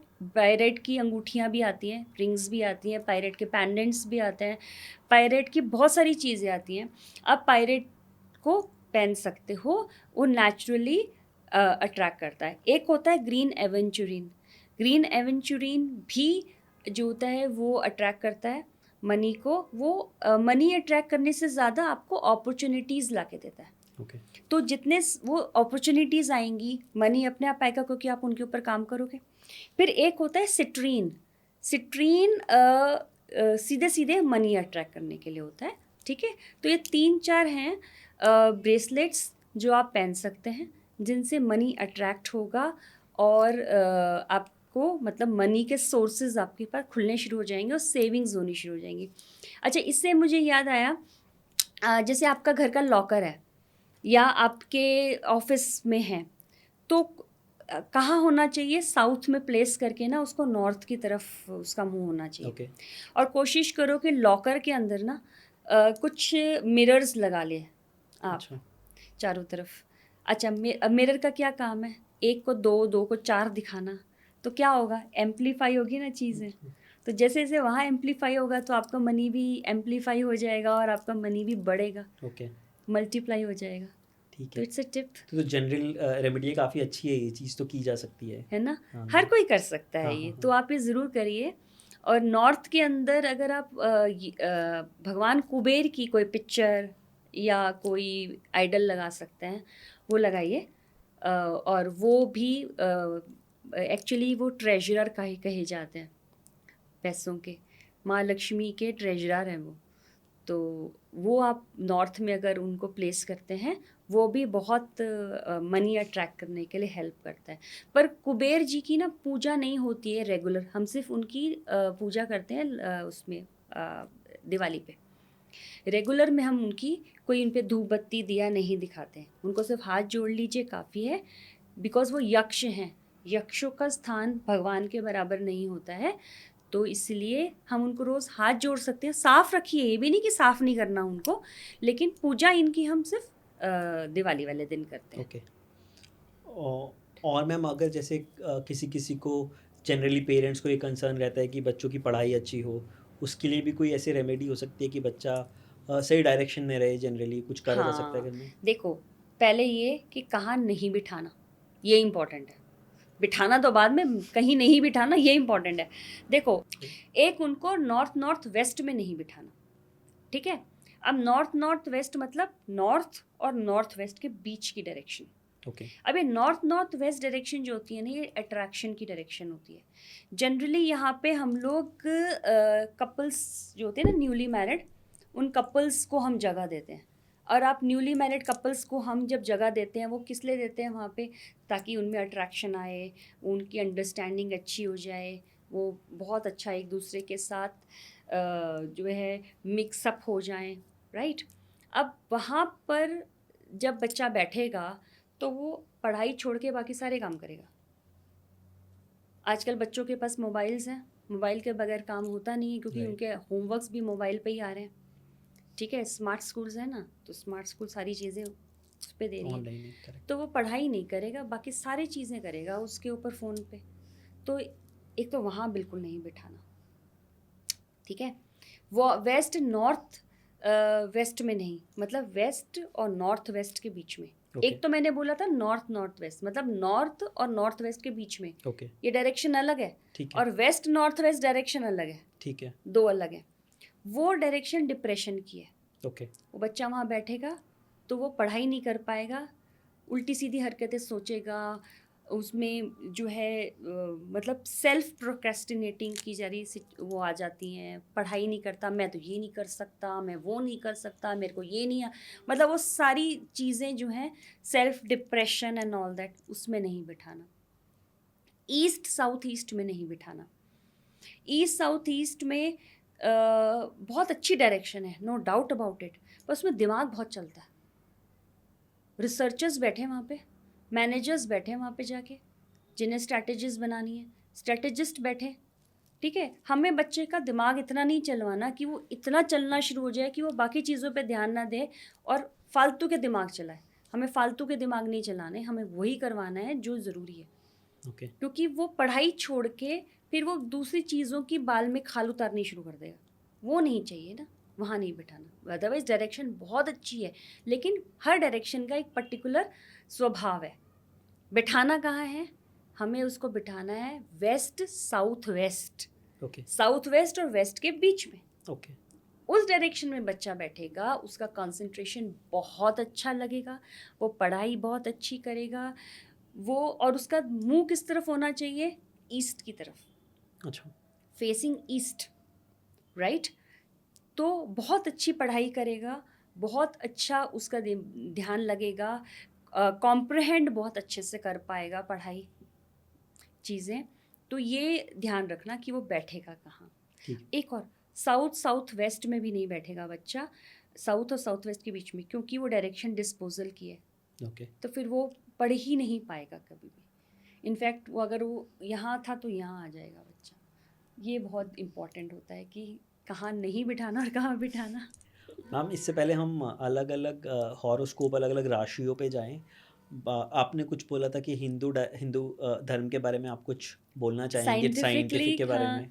अच्छा, मैं आपको एक एग्जाम्पल देती हूँ। देखिए, हमारे हिंदू धर्म कितना साइंटिफिक है। आप नवरात्रि रखते हैं, ठीक है? नवरात्रि कब आती है? एक आती है चैत्र नवरात्रि, ठीक है? एक जो विंटर्स में हमारी नवरात्रि आती है वो कब आती हैं? जब भी हमारा सीज़न चेंज हो रहा होता है ना? गर्मी से, एक हो गई चैत्र, एक होते हाँ, शारदीय। शारदीय नवरात्रि कब आते हैं? जब हम गर्मी से सर्दी में जा रहे हैं। ठीक है। अब सर्दी में जब हम आते हैं, गर्मियों से जब हम शीत ऋतु में आते हैं, तो हमारा सारा खाना पीना चेंज होता है, क्योंकि हमारे ग्रेन्स जो होते हैं वो खाने पीने वाले, हमारा टाइमिंग्स चेंज हो जाते हैं, हमारे दिन छोटे हो जाते हैं, हमारी रात लंबी हो जाती है, ठीक है। बायोलॉजिकली क्लॉक के हिसाब से हमारी सनलाइट कम आती है और हमारे को अंधेरा ज़्यादा मिलता है, तो उस हिसाब से हमारी बॉडी में बहुत चेंजेस आते हैं, हार्मोन्स चेंज होते हैं। और जो हमारा खाना पीना है वो वाला हो जाता है जैसे कि जिसमें गर्मी ज़्यादा है, प्रोटीन्स ज़्यादा हो जाते हैं, ठीक है, ताकि हमारे को ज़्यादा से ज़्यादा बॉडी को गर्मी मिल सके। सिमिलरली जब हम सर्दी से गर्मी की तरफ जाते हैं तब एक नवरात्रि आती है। अगेन वही सेम चीज़, हमारी बायोलॉजिकली हमारे को सनलाइट ज़्यादा मिल रही है, हमारे जो ग्रेन्स आ रहे हैं वो डिफरेंट आ रहे हैं, ठीक है, हमारे को हार्मोन्स चेंज हो रहे हैं। इस वक्त हमारे को क्या कहा गया है, 9 डेज फास्टिंग करने को बोला। अब वो 9 डेज फास्टिंग का मतलब क्या है कि हम अपनी बॉडी को तैयार कर रहे हैं चेंजेस के लिए। अगर मैं आपसे कहूँ कल से तुम खाना नहीं खाओगे 10 दिन, आप मुझे क्या बोलोगे? पॉसिबल नहीं है। क्या बात कर रही है, ऐसे थोड़ी हो सकता है कि मैं 10 दिन खाना क्यों ना खाऊं भाई, मैं क्यों खाऊं, मैं ये, है ना, ये बोलोगे ना आप। पर मैं ही वहाँ पे आपको ट्रेडिशन एक रिलीजियस एंगल दे दूँ, हाँ हाँ आप क्या करोगे? खुश होके काम करोगे आप, हाँ। है ना। तो हमने क्या करा, वो आपको रिलीजियस एंगल दे दिया एक, ठीक है। और उन दिनों वैसे में वाकई में अगर मैं रिलीजियसली देखूं, स्पिरिचुअली देखूं, तो एनर्जीज बहुत ज़्यादा इन्हांस्ड भी होती हैं, बिकॉज इक्विनॉक्स चेंज हो रहा होता है, ओके। ठीक है, साइंटिफिकली ऑल्सो। तो मैंने अगर आपको रिलीजियस एंगल दे दिया, आप खुशी खुशी भूखे रहने के लिए तैयार हो गए, आपको एक बार खाना मिल रहा है, आपको बहुत सात्विक खाना मिल रहा है, आप बहुत खुश हैं, ठीक है। तो हिंदू धर्म देखिए कितना साइंटिफिक है, क्योंकि उसने आपकी बॉडी को तैयार करना है चेंजेस के लिए। वहाँ 10 दिन आपको भूखा रखा, बहुत सात्विक खाना खिलाया आपको, नहीं कि बिल्कुल ही भूखा रखा, पर उसने चेंजेस के लिए आपको तैयार कर दिया, ठीक है, आपकी बॉडी को। सिमिलरली उसने टाइम सेकंड टाइम भी ऐसे ही किया। जब जब हमारी ऋतुआं चेंज होती हैं, हमारी बॉडी एकदम ट्रांजिशन के लिए तैयार नहीं होती, नहीं तो फिर वो बीमार पड़ जाती है, ठीक है। तो ये this is the scientific angle which I was talking about. कहीं ना कहीं मैम रिलीजन का, जैसे हिंदू रिलीजन स्पेसिफिकली ये भी काम रहा है कि स्पिरिचुअलिटी जो है वो डेली लाइफ में इस तरह से एम्बेड कर दें कि आप चाहे तो किसी फास्टिंग के थ्रू या जो भी हमारे ट्रेडिशन होते हैं, आप वो फॉलो करते करते थोड़ा थोड़ा स्पिरिचुअलिटी की तरफ मूव करते रहें। जैसे आपने बोला कि कोई सीज़न चेंज हो रहा है, उस टाइम पे स्पिरिचुअल एनर्जी भी ज़्यादा होती है। तो without giving reason to everybody, because हर जना रीज़न समझने के लिए केपेबल भी नहीं है और इंटरेस्टेड भी नहीं है, एक्चुअली बट रिलीजन की तरह से उसको इस तरह से परोसा जाता है कि वो ऑटोमेटिकली चीज़ें चलते रहें और थोड़ा थोड़ा स्पिरिचुअल डेवलपमेंट होता रहे। एब्सोल्युटली। अब आप ये देखिए ना, हमें अगर हम किसी डाइटिशियन के पास जाते हैं, तो डाइटिशियन कहते हैं ना कि आपको पूरे हफ्ते में एक बार ही डिटॉक्सीफाई करना है अपने आप को। अब हम ऐसे तो करेंगे नहीं, तो हमारे हिंदू ने क्या कहा, आप जिस डीटी को मानते हो उसके नाम का एक फास्ट रखो। फास्ट। तो जो शिवजी महाराज को मानते हैं वो मंडे का फास्ट रख लेते हैं, जो हनुमान जी के भक्त हैं वो ट्यूसडे कर लेते हैं, गणेश जी का जो फास्ट रख वो जिनको मानते हैं वो वेडनेसडे कर लेते हैं, ऐसे थर्सडे फ्राइडे, मतलब हम लोग अपने उनके हिसाब से एक दिन फास्ट करते हैं, तो एक्चुअली में हमारी बॉडी डिटॉक्सीफाई हो जाती है। सारा साइंटिफिक है। सारा साइंटिफिक है, और आई थिंक बॉडी को भी बेस्ट रखा जाए और स्पिरिचुअली भी थोड़ा ग्रो किया जाए, यही रिलीजन का पर्पज़ रहा है जो हिंदू रिलीजन का बोलते हैं। तो मैम अब थोड़ा सा नेक्स्ट सेगमेंट में जाएं हम। जनरली लोग बड़ा इंटरेस्टेड रहते हैं अपनी राशियों के बारे में जानने के लिए, और न्यू ईयर भी अभी आया है, जस्ट जनवरी ख़त्म होने वाला है। तो आप कुछ जनरल चीज़ें बताएंगी कुछ कुछ राशियों के लिए कि कैसा रहेगा 2025 और आगे का टाइम, कि लोग क्या एक्सपेक्ट कर सकते हैं? हाँ जी, देखिए ऐसा है, सबसे पहले तो मैं बता दूं कि ये जो ईयर है, ये ईयर है मंगल का। This is the year of Mars. अगर हम टोटल करते हैं तो 9 बनता है ना। तो मंगल का ईयर है, तो मतलब मंगल में क्या है, बहुत एनर्जी है, बहुत एनर्जेटिक प्लैनेट है, एनर्जी है। हनुमान जी इसके डाइटी हैं, इनको रिप्रेजेंट करते हैं, और रेड कलर इसका मेन होता है। रेड को देख के एकदम एनर्जी आ जाती है ना। तो क्या ये पूरा साल बहुत एनर्जी वाला साल रहने वाला है, बहुत सारी चीज़ें हैं, हर हर इंसान में एनर्जी बहुत होगी, क्योंकि आप देखा पिछला साल बड़ा मुरौन सा था, स्लो सा था, चीज़ें बड़ी स्लो रहीं, मन नहीं करता था कुछ काम करने राइट। का। काफ़ी लोगों की चीज़ें स्टार्ट भी हुई, बहुत सारी चीज़ों को रेवलेशंस भी हुए लोगों को, बहुत सारी चीज़ें लोगों के सामने भी आ गई, ये सही है, ये गलत है, ये हम गलत कर रहे हैं, सही कर रहे हैं। बहुत जैसे कहते हैं शनि महाराज ने लोगों को बहुत सारी चीज़ों से अवगत भी कराया, चेंजेस बहुत आए लाइफ में लोगों की। ऐसे ही जो ये साल है, ये बहुत एनर्जी वाला साल होने वाला है, एग्रेसिव साल होने वाला है। बहुत एनर्जी, जिसके अंदर नहीं भी थी ना, उसके अंदर भी बहुत एनर्जी आ जाएगी, और जिसके अंदर थी तो उसकी तो बस समझ लीजिए बहुत ही ज़्यादा एनर्जी है। तो क्या ध्यान रखना है, एनर्जी को चैनलाइज करके रखना है ओके। अपनी। कोशिश ये करें कि एक्सरसाइज तो मस्ट है, ओके। करनी ही करनी है, ठीक है। एनर्जी को चैनलाइज करो, एनर्जी को संभालो, कोशिश करो एग्रेसिवनेस नहीं दिखानी है, कोशिश करो कि लड़ाई झगड़ा नहीं करना है, फैमिली के साथ सौहार्द बना के रखना है, बच्चों को ज़्यादा डांटना नहीं है, लड़ाई झगड़े से दूर रहने की ज़रूरत है इस साल। तो ये साल बहुत एग्रेसिव और एनर्जी वाला है। इस साल आप बहुत सारी चीज़ें देखोगे जो एनर्जी से रिलेटेड है। अभी वाइल्ड फायर्स होके चुकी हैं, चाहे वो हुई हैं या क्या हुआ है, what ever the reason is, पर अभी हुआ है। अभी आपने कुछ दिनों में अभी आपने प्लेन क्रैश के बारे में भी सुना होगा, और बहुत सारी चीज़ें अभी लाइनअप हैं जो इस साल होंगी because of high energy of this year. तो हम लोगों को, ताकि ये एनर्जी हमारी फैमिली में, हमारे बच्चों पे, हमारे जॉब पे असर ना करे, हमें इसको चैनलाइज करने की ज़रूरत पड़ेगी। और चैनलाइज करने के लिए हमें सबसे पहले अपने ऊपर कंट्रोल करके रखना है, कॉन्शियसली अपनी वाणी पे कंट्रोल रखना है, कॉन्शियसली अपनी हरकतों पे कंट्रोल करना है। हमें किसी से लड़ाई झगड़ा करना नहीं है, बोलना नहीं है, फालतू मारकुटाई नहीं करनी है। और एनर्जी को चैनलाइज करने के लिए आप एक्सरसाइज करें, एटलीस्ट वॉक तो करें, बहुत ज़रूरी है, ठीक है। ये आप ये करना ही करना है। हनुमान चालीसा पढ़ें, बहुत अच्छा है, रोज़ पढ़ें, एक बारी तो कम से कम अगर पढ़ सकते हैं तो ज़रूर पढ़ें, हनुमान जी की पूजा करें, उससे ये साल बहुत अच्छा निकलेगा। कमिंग ऑन टू डिफरेंट राशीज़, और जैसे कि पहली राशि होती है हमारी एरीज़, एरीज़ जैसे मेष राशि, इनके जो डाइटी हैं वो हमारे हनुमान जी ही हैं। अब एरीज़ जो राशि है, ये भी एनर्जी वाली राशि है।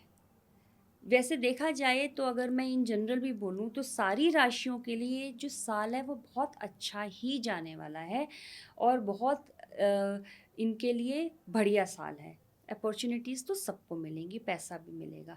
एरीज़ वालों के लिए है कि इनको भी अपॉर्चुनिटीज़ आएंगी, पैसा आएगा, रुकेगा पैसा इनके लिए।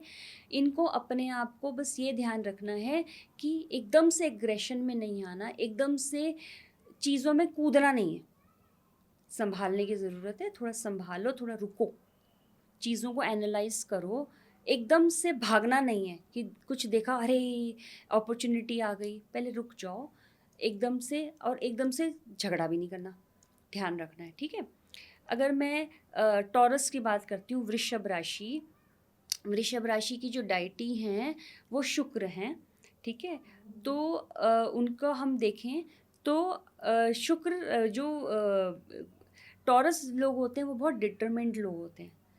उनको जो चीज़ें हैं प्लस बहुत ना आराम से सोच के करते हैं, बट कहीं कभी ये जेलस भी बहुत ज़्यादा हो जाते हैं कि किसी के पास है, मेरे पास क्यों नहीं है। इनको चीज़ें होड़ करने की बहुत आदत होती है कि सब कुछ इनके पास रहे, हिलना थोड़ा कम पसंद करते हैं, एक जगह बैठो अपना। तो ये साल इनको भी बहुत अपॉर्चुनिटीज़ ला के देगा, ठीक है, बहुत चीज़ें। पर कोशिश ये करें कि जो आप काम कर रहे हैं उनके ऊपर आप ज़्यादा ध्यान लगाएं, दूसरा क्या कर रहा है उसको छोड़ दें। आएगा, अपॉर्चुनिटीज़ आएंगी, बट इमोशनल भी ना ये बहुत जल्दी हो जाते हैं, ठीक है। तो इतना ज़्यादा है जो है, आप इतना भी इमोशनल नहीं होना, थोड़ा प्रैक्टिकल ये बहुत होते हैं, no doubt about it, but उतने ही ज़्यादा इमोशनल भी होते हैं। फिर तीसरी राशि है हमारी जेमिनाई। जेमिनाई लोग बहुत कम्युनिकेशन के लिए बहुत अच्छे होते हैं, कम्युनिकेशन इनका बहुत अच्छा होता है, इनकी जो है प्लस सोशल भी बहुत होते हैं ये। इनके अगर मैं देखूं तो ये बुध की राशि होती है, ठीक है। तो जो बुध है वो अपने आप में बहुत चंचल प्लैनेट है, ठीक है। अपॉर्चुनिटीज़ इस साल इनको भी बहुत अच्छी आने वाली हैं, बढ़िया आएंगी। और क्योंकि अपॉर्चुनिटीज़ ऐसा सबको आएंगी, इनको भी अच्छी अपॉर्चुनिटीज़ आएंगी, पैसा भी आएगा इनको। हो सकता है कि इस बारी अपने स्किल्स दिखाने का मौका मिले, कम्युनिकेशन इनका बहुत सुधरेगा। बस ये ध्यान रखना है कि जिनके साथ कम्युनिकेट कर रहे हो, ये जो सोशल हो रहे हो बहुत ज़्यादा, ज़रा ये ध्यान रखना पड़ेगा थोड़ा सा आँख नाक खोल के कि जो लोग मिल रहे हैं एकदम से उनके साथ कोई काम करना अभी शुरू मत कर देना, पहले देख लो सामने वाले को कि वो कैसा है, क्योंकि विश्वास भी बड़ी जल्दी कर लेते हैं। बुध है ना, बुध बच्चा होता है तो चंचल भी होता है, अच्छा। ठीक है।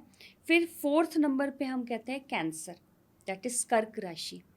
कर्क राशि चंद्रमा की राशि है, बहुत ही इमोशनल है, बहुत ही केयरिंग है, बहुत ही सोफिस्टिकेटेड हैं, बहुत ज़्यादा डाउन टू अर्थ होते हैं, बहुत प्यार करते हैं लोगों को। यही चीज़ इनको मार देती है क्योंकि ये बहुत प्यार करते हैं, बहुत इंटेलिजेंट भी होते हैं और बहुत चीज़ों को ना अंदर रखते हैं। तो ये साल बहुत एनर्जी वाला है, इनको आएगा पैसा, इनको जो है ये सेविंग्स भी करेंगे। पर इनको एक चीज़ बताने की ज़रूरत है कि बहुत ज़्यादा ना चीज़ें अंदर मत रखना, नहीं तो वो आपके जो इमोशंस हैं ना वो पाइल अप होना शुरू हो जाएंगे और वह बाहर नहीं निकाल पाओगे। कई बार ना ये लेथार्जिक हो जाते हैं क्योंकि ये बहुत ज़्यादा इमोशनल है ना, तो वो इमोशन की वजह से चीज़ें जो हैं इनकी रुक जाती हैं। कभी कभी कोई नेगेटिव इमोशन आया वहीं बैठ गए, तो उठो, थोड़ा सा दौड़ो। थोड़ा दौड़ने का मतलब कि थोड़े एनर्जी में रहो, आते ही चीज़ें चली जाती हैं, कोई बात नहीं, अपना ध्यान रखो। इतना ज़्यादा चीज़ों पे माइंड मत लगाओ कि वो आपको तंग करने लग जाए। हाँ, अब आ जाओ राशि सिंह पे। सिंह राशि जो है वो सूर्य की राशि है, ठीक है। अब सूर्य हम देखें तो जो सूर्य का नंबर होता है 1 और ये है 9 नंबर, तो 1 और 9 की जेलिंग बहुत अच्छी होती है। ये साल सूर्य की वजह से 9 नंबर 1 नंबर की वजह से सिंह राशि के लिए बहुत ही अच्छा साल है। आप 1 या 2 महीने रुक जाइए, आप देखिएगा जैसे जैसे सूर्य अपनी उच्च की राशि में जाएगा, मेष राशि में जाएगा, आप देखेंगे रिजल्ट्स कि किस तरह से बढ़िया रिजल्ट्स सिंह राशि को मिलने वाले हैं। उनको इतनी टचवुड सक्सेस है इस साल, बस सक्सेस को संभालना भी आना चाहिए। सक्सेस बहुत मिलेगी पर सक्सेस सर पे नहीं जानी चाहिए। अपॉर्चुनिटीज़ जिनके पास अभी तक नहीं थी बहुत अच्छी आने वाली हैं।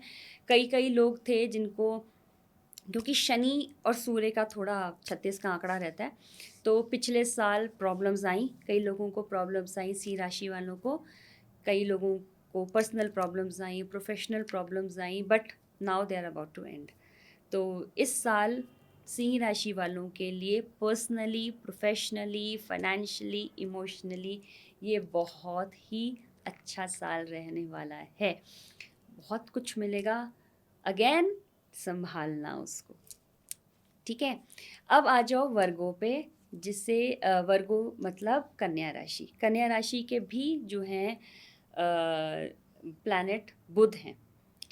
अब यहाँ पे जो बुध हैं वो दूसरी तरीके से बिहेव करते हैं। अब जेमिनाई में he was behaving like more like a child, ही यहाँ पे थोड़े मेच्योर हो जाते हैं। यहाँ पर हम ये कह सकते हैं कि कन्या राशि में वो बहुत ज़्यादा बिजनेसमैन या एक मेच्योर पर्सनैलिटी की तरह बिहेव करने लग जाते हैं। जैसे धीरे धीरे एज होती है ना, ऐसे ऐसे मेच्योर आगे राशियाँ बढ़ रही हैं तो मेच्योरिटी बढ़ रही है। तो यहाँ पे कन्या में वो एक प्रॉपर बिजनेसमैन, और तो ये चीज़ हम बताएंगे, कन्या राशि वाले जो होते हैं वो बहुत ही मेटिकुलस होते हैं।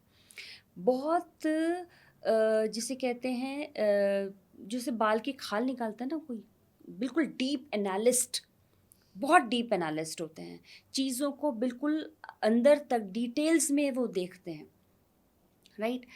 ये साल कन्या राशि वालों के लिए अच्छा है क्योंकि बुध अगेन जो ये हम अगर कन्या बुध का देखें तो 3 नंबर होता है वैसे, और 3 9 का मतलब बुध का और इनका अच्छी जेलिंग होती है। तो ये जो है अच्छा साल जाएगा इनके लिए भी, वर्गों वालों के लिए भी, और वर्गों राशि के लिए अपॉर्चुनिटीज़ आएंगी, पैसा आएगा, और साथ साथ में कुछ ऐसी अपॉर्चुनिटी आएंगी जो इनको प्रमोशंस भी दिला सकती हैं, क्योंकि अभी जो है ना माइंडसेट बहुत चेंज होने वाला है इनका। एनालिस्ट तो थे, लेकिन वो जो एनालिसिस है it's going to go in a very very positive direction, very positive direction which is going to help them a lot. तो ये चीज़ों को बहुत ही पॉजिटिवली देखेंगे और बहुत ही पॉजिटिव फीडबैक्स भी देंगे।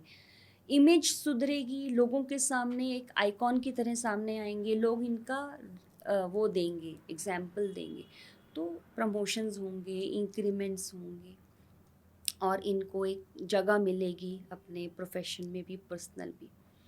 फिर इसके बाद आ जाइए लिब्रा। लिब्रा मतलब तुला राशि। तुला राशि आप देखिए वेट होता है, बैलेंस, ये हमेशा कोशिश करते हैं बैलेंस बना रहा है हर जगह, तो ये बैलेंस बनाने की हमेशा कोशिश करते हैं। इनकी जो डाइटी अगेन शुक्र है, यहाँ पे भी देखिए जो शुक्र है वो डिफरेंट तरीके से बिहेव करता है। वो बिहेव करेगा एक तरह से जैसे अच्छा ये किसके पास होता है जो वेट होता है, ये कानून वाली कानून लेडी के वाले, पास भी वो होता भी है। बैलेंस बनाने की कोशिश करता है ना, और मर्चेंट्स के पास होता है, ठीक है। पहले जो हमारे मर्चेंट्स होते थे, जो व्यापारी होते थे, उनके पास बैलेंस होता था, चाहे वो तेल बेच रहे हो, चाहे वो ग्रेन्स बेच रहे हो, या राइट। वो जूलर्स हो, राइट। तो ये भी मर्चेंट की तरह इनकी एक थिंकिंग होती है, वही थिंकिंग यहाँ पे भी चलेगी। तो they will also behave like merchants, right, और लेकिन अ मेच्योरर वन। कोशिश ये इनकी रहेगी कि ये जितना सोसाइटी से ले रहे हैं सोसाइटी को वापस भी करें, सोसाइटी में, अपने में, सब में ये बैलेंस बनाएंगे। जो इनकी नेचुरल इंस्टिंक्ट है बैलेंस बनाने की, वो और हाई जाएगी। अब वो उसको, और इसी वजह से ये लोगों में पॉपुलर भी होंगे, राइट। तो इन ये इस साल देखेंगे कि ये बहुत ज़्यादा सोसाइटी के लिए हेल्प कर रहे हैं, रिलीजियसली ऑल्सो, और वैसे भी फैमिली के लिए भी। तो ये साल इनकी पॉपुलैरिटी को बढ़ाएगा और इनको हेल्प करेगा, और टचवुड पैसा तो आएगा ही इनके पास। ये वैसे भी जो 2 और 7 हैं वो पैसे वाली राशि हैं, तो इनके पास तो बाय डिफ़ॉल्ट पैसा आता है, ओके। और आना भी चाहिए टचवुड, क्योंकि ये मेहनत करते हैं, ये बहुत मेहनती भी होते हैं। 2 नंबर अगर दिमाग चलाता है तो 7 नंबर बहुत मटी उससे काम करता है, मेहनत बहुत करते हैं ये। फिर अगर हम 8 नंबर वालों को चलें, जो स्कॉर्पियो, दैट इज़ 8वीं राशि स्कॉर्पियो या वृश्चिक राशि। वृश्चिक राशि के जो जो प्लैनेट है वो है मंगल। अब मंगल का ही साल है, ठीक है, पर वृश्चिक राशि वाले बहुत स्पिरिचुअल होते हैं, क्योंकि हम ये कह सकते हैं कि ये जलीय राशि है, ठीक है। तो बहुत कुछ ये अपने अंदर छुपा के रखते हैं, चीज़ों को आगे बताते नहीं हैं, चीज़ें इनके अंदर छुपी हुई होती हैं। फिर इनकी एक इनहेरेंट होती है कि इनको अगर किसी ने कहीं कुछ दुख दिया है, या तो ये ठान लेते हैं मैंने भी करना ही करना है, चाहे कुछ भी हो जाए, लौट के देना ही है। तो वो प्रवृत्ति इस बार इस साल ज़रा संभाल के, यानी रिवेंज की। रिवेंज की जो ये प्रवृत्ति है इस साल थोड़ा रोक के रखें, उस पे थोड़ा कंट्रोल रखें, क्योंकि वैसे ही ये साल बहुत एनर्जी वाला साल है, तो ये उल्टी भी पड़ सकती है, तो ये ध्यान रखने की ज़रूरत है, ठीक है। अब हम पहुंचते हैं सैजिटेरियस, दैट इज़ धनु राशि, जो 9वीं राशि है। बहुत एनर्जेटिक राशि है, ट्रैवल बहुत इनको पसंद है, जुपिटर की राशि है, गुरु की राशि है, इनमें बहुत नॉलेज होती है, नॉलेज सीकिंग होते हैं वो, बहुत कहीं से भी नॉलेज मिल जाए, वो कहीं पे रेड लाइट पे खड़े होकर के भी कहीं से भी अगर इनको कहीं से नॉलेज आ रही है ये उसको ग्रैब कर सकते हैं, एक होर्डिंग से भी ये नॉलेज ले सकते हैं।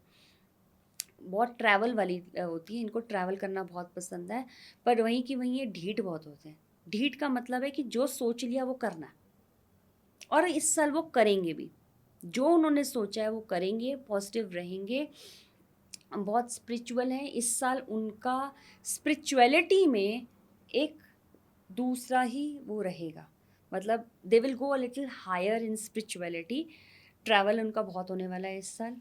और इस साल अगर वो स्किल्स लेना चाह रहे हैं, कुछ नया पढ़ना चाह रहे हैं, ज़रूर करें, वो उनको बहुत फ़ायदा करने वाला है फ्यूचर में, और उनका एक लेवल चेंज कर देगा। तो बेटर है कि अगर कुछ करना चाह रहे हो तो कर लो, this is the right time to do it, okay.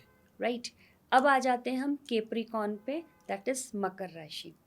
मकर राशि वाले बहुत इसे कह सकते हैं क्योंकि शनि की राशि होती है, बहुत ज़्यादा साफ दिल के तो होते ही हैं, साथ साथ में एक जैसे होते हैं ना अनबायस्ड, अनबायस्ड हैं, स्लो ज़रूर होंगे, अनबायस्ड होंगे, और कोशिश ये करते हैं कि चीज़ें करें, मतलब अपने हाथों से करने में विश्वास करते हैं चीज़ों को, बहुत इंटेलिजेंट होते हैं, not about it, no doubt about it, बहुत बहुत ज़्यादा इंटेलिजेंट रहते हैं, लेकिन ये कभी कभी ना थोड़े स्वभाव से रूखे हो जाते हैं, क्योंकि जैसे शनि की राशि है ना, तो कभी कभी वो जैसे न्याय के देवता हैं, इधर का उधर, इधर का उधर, बीच का पोर्शन लेना ही, बीच का लेना ही नहीं हमने, ये अच्छा लगता है लगता नहीं, लगता नहीं लगता, तो वो थोड़ा अवॉइड करने की ज़रूरत है। ऐसी नहीं करना कि लोगों को कोई पसंद है तो है, नहीं है तो नहीं है, ऐसे नहीं करना है, थोड़ा सा बीच का रास्ता अपनाइए, सबके साथ मिल के चलिए, और जितना ज़्यादा फैमिली के साथ मिल के चलेंगे, लोगों के साथ मिल के चलेंगे, ये साल बहुत अच्छा जाएगा। तो जो अपना एटीट्यूड वो वाला है कि एक लाइन खींच देते हैं, वो लाइन ना खींच के उसको लाइन को रब कीजिए, ये साल पैसा ला के देगा, ठीक है। अब आ जाइए हम एक्वेरियस, कुंभ राशि, वेरी इंटेलिजेंट पीपल। कुंभ होता है ना घड़ा, घड़े में जो चला जाए बस घड़ा ले लेता है, वो वाला है। तो ये घड़े की तरह है, बहुत इंटेलिजेंट है, बहुत नॉलेज है, और इनका ये बड़े मूडी हैं, नॉलेज मूड करेगा तो देंगे, किसी से शेयर करेंगे, नहीं करेगा तो नहीं करेंगे, पर बहुत इंटेलिजेंट होते हैं। इनको ये लगता है मुझे सब कुछ आता है, और मैं ये डिसाइड करूँगा मेरे को इसकी बात करनी है, मुझे से बात नहीं करनी है। ऐसा नहीं करें, सबके साथ मिल के चलें, और अपनी नॉलेज शेयर करें। आपके पास बहुत नॉलेज है, आप बहुत नॉलेजेबल हो, आप बहुत ही पॉजिटिव और बहुत अच्छे इंसान हो, सबको अपनी नॉलेज दीजिए, सबको अपनी जो भी स्किल्स हैं उनको आप शेयर करें। आप देखेंगे कि लोग आपके पीछे पीछे चलेंगे, और ये साल इनके लिए भी बहुत अच्छा साल है। Coming on to last, that is Pisces, मीन राशि। मीन राशि फिर गुरु की राशि है। ये राशि बहुत शांत है, सिंपल है, और बहुत स्पिरिचुअल राशि है, लास्ट राशि है, तो थोड़ा थोड़ा थोड़ा सबका इनमें आ ही जाता है। और बहुत ये अपने को ना थोड़ा डाउन टू अर्थ लेके चलते हैं, बहुत ज़्यादा बताते नहीं हैं, बहुत ज़्यादा लोगों को दिखाते नहीं हैं अपने बारे में, अपने ही लगे रहते हैं कामों में, स्पिरिचुअल भी बहुत हैं, थोड़ा बहुत एक ऐसे जीवन जीते हैं, ठीक है, बहुत सुंदर भी होते हैं, इंटेलिजेंट भी होते हैं, फाइन आर्ट्स में ये एक्सेलेंट होते हैं, लेकिन ये ना अपने को ना कभी भी उजागर करने में इतना इनका ना वो नहीं रहता कि मैं बताऊँ मेरे अंदर क्या है। They are very very talented, if you have talent show it to people, show them, and अपना जो वर्थ है ना वो ले लो लोगों से, राइट। आपके अंदर भी बहुत एनर्जी होने वाली है, बट उसको दबाना मत। ये चीज़ मैं हर पाइसियन से कहना चाहूँगी, हर मीन राशि वाले से कहना चाहूँगी, आपके अंदर इतना टैलेंट है, आप इतने टैलेंटेड हो, आप इतने ज़्यादा स्मार्ट हो from inside and why don't you show it to people?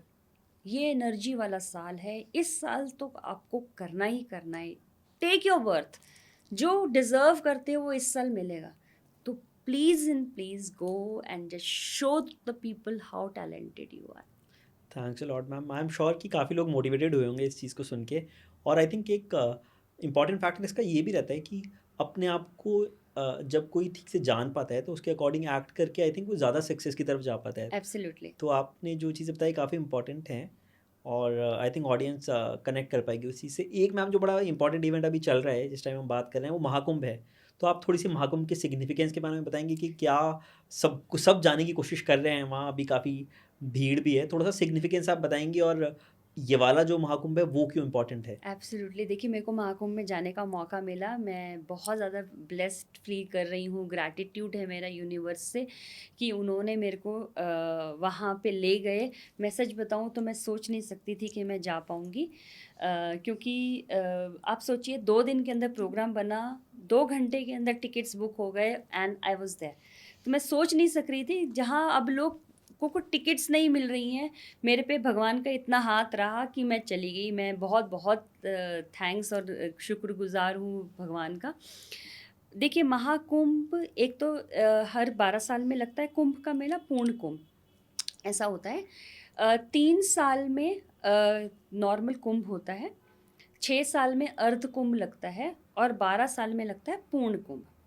ये जो लगा है ना, ये है 144 साल बाद, मतलब 12 इंटू 12 अगर आप 12 को 12 से मल्टीप्लाई करो तो मतलब जब 12 कुंभ पूरे हो गए तब लगा ये महाकुंभ, दैट इज 144 साल के बाद।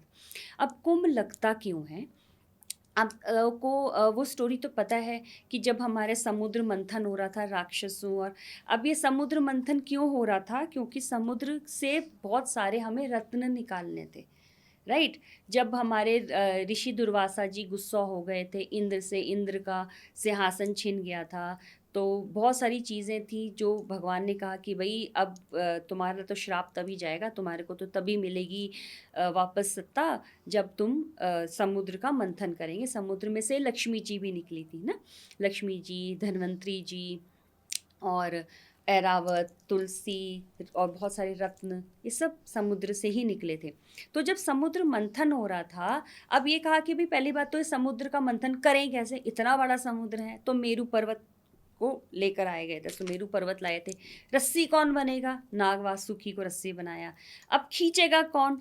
तो एक तरफ देवता, फिर एक तरफ दानवों को हमने उनको मतलब देवताओं ने उनको तैयार किया कि भैया एक तरफ हम हैं तो एक तरफ तुम आ जाओ। उन्होंने कहा हमें मिलेगा क्या? कहते जो जो मिलेगा जी वो बट जाएगा आपस में। ठीक है।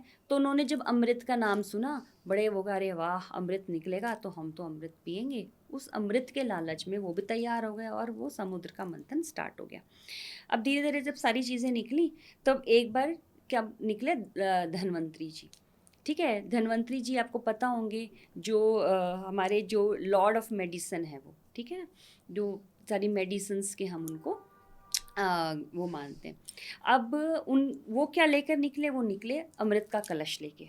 अब अमृत का कलश जैसे ही देखा तो आपको याद है ना, विष भी वहीं से निकला था जो भगवान शिव हाँ ने फिर जी। अपने हलाहल हलाहल विष। जिसको बोला था। तो जब अमृत निकला तो फिर मारा मारी हो गई, अरे ये तो हमें चाहिए। अब क्योंकि राक्षस धक्का मुक्की करके वहाँ तक पहुँच रहे थे कि भी हमें अमृत दे दो, तो जो गरुड़ महाराज थे वो उसको लेके उड़ गए, ठीक है। और जो इंद्र के बेटे थे और साथ में गरुड़, वो गरुड़ पे बैठ के उड़ गए। अब उड़े जब उनको लेके, तो क्योंकि वो भरा हुआ था, सावधानी से तो उड़ रहा था, फिर भी 2-3 बूंदें उनकी गिर गई। नासिक में गिरी, उज्जैन में, हरिद्वार में और प्रयागराज में, ये 4 जगह गिरी है ना। तो ये 4 जगह फिर अमृत वाला हो गया, ठीक है। तो ये जो 4 जगह गिरी हैं, यहीं पे हम लोग कुंभ की हमेशा आयोजन करते हैं, ठीक है। और रोटेशन में चलता है ये हमेशा कि एक बार यहाँ पे होगा, एक बार यहाँ पे होगा, ऐसे रोटेशन में चलता है। तो जब वो 3 साल 6 साल ऐसे होता है, 12 साल के बाद कॉम्बिनेशन आता है गुरु सन मून, मतलब सूर्य और चंद्रमा का जो अलाइनमेंट आता है, उसके बाद जब वो आएगा तो वो 12 साल पूरे होते हैं, क्योंकि 12 साल में गुरु अपनी चेंज करता है ना। देखो 12 गुरु जो होता है दैट इज जुपिटर, 12 साल पूरे लगते हैं उसको वापस उसी राशि में आने में, 12 ईयर्स, राइट। तो जब उनका वो कॉम्बिनेशन होता है तब पूर्ण कुंभ को हम लोग सेलिब्रेट करते हैं, ठीक है। और उस वक्त वो कहते हैं कि उन अलाइनमेंट में उस टाइम पे जो पानी है वो अमृत बन जाता है। तो अगर आप तब उसके अंदर स्नान करते हो तो आपको वैसी ही वो ही अनुभूति होगी, साथ साथ में आपको वैसा ही फल मिलेगा। सारे आपके जो हैं वो सिंस निकल जाते हैं, आपके जो पाप आप वहीं पे छोड़ आते हो, आप पुण्य को प्राप्त करते हो, आपको मोक्ष मिलता है।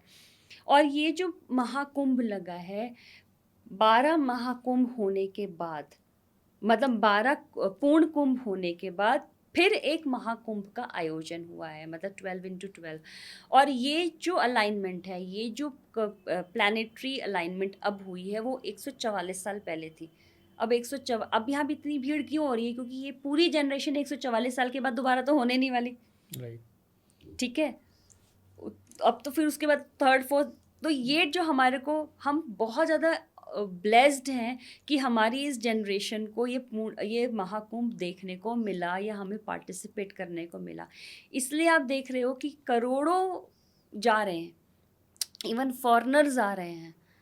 तो क्योंकि उन्हें पता है ये मौका अब हमें तो इस लाइफ टाइम कुंभ का तो मिल जाएगा, महाकुंभ का नहीं मिलेगा। हाँ जी। तो दिस इज़ द सिग्निफिकेंस कि हम जा रहे हैं। और कहते हैं कि इस टाइम पे देवी देवता नीचे आते हैं, देवी देवता होते हैं पूरा, और वो लोग भी स्नान करते हैं, क्योंकि ये जो स्नान करने की जो वो है वो सिर्फ धरती पे है। वहाँ ऊपर वैकुंठ में या कहीं पे भी कह लीजिए, ऊपर देवताओं के पास भी वो ये प्रिविलेज नहीं है, ये प्रिविलेज सिर्फ हम लोगों को दी गई है। तो वो भी स्नान करने नीचे आते हैं। तो आपको पता नहीं है ना आपके साथ जो चल रहा है, आपके साथ जो स्नान कर रहे हैं वो कौन है, वो ह्यूमन बीइंग है कि वो देवता ही आपके साथ कोई स्नान कर रहे हैं। कहीं कहीं बड़े बड़े गुरुज भी हैं जो आते हैं अर्थ पे, बोलते हैं कि शिव जी भी एक बार आते हैं महाकुंभ में हाँ, आने के लिए धरती पर। बिल्कुल बिल्कुल। बल्कि आप देखो कि अयोध्या है ना, अयोध्या में जहाँ पे वो, कई आपको याद होगा तुलसीदास जी को वो हनुमान जी मिले हाँ थे। जी। अभी भी कहते हैं कि श्री राम और हनुमान जी बिल्कुल मतलब पहचान में नहीं आते हैं। वो ऐसे वो घूमते हैं वहाँ पर, सरयू के किनारे वो घूमते हैं, हरिद्वार में वो घूमते हैं, और वो आपको पता नहीं चलेगा, but he still roaming there.